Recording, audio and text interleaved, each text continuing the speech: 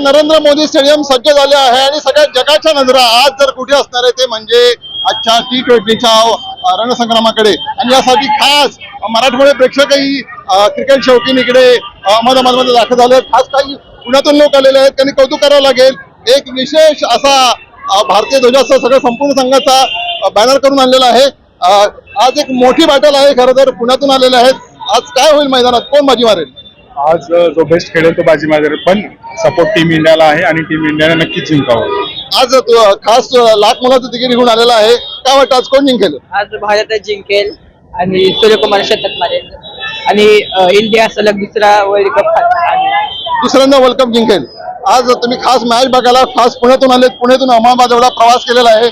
आज कोण वाटेल, काय कोण खेळेल? सूर्यकुमार खेळेल, आपला संजू सॅमसन खेळेल का परत एकदा ॲलन 33 बॉलमध्ये सेंचुरीचा धुवाधार बॅटिंग करेल?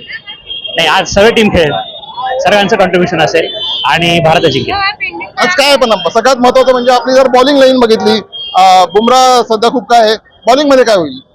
हर्षदीप आणि बुमराह याच्यावर सर्व असेल आणि चान्स असा वाटतोय की वरून खेळेल की नाही माहिती नाही, पण कुलदीपला चान्स भेटेल असं वाटतंय.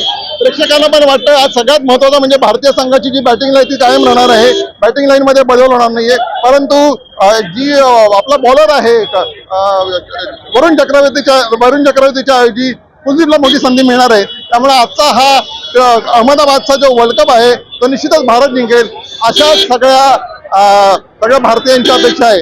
Zee 24 साठी संजय दुधाने, नरेंद्र मोदी स्टेडियम, अहमदाबाद.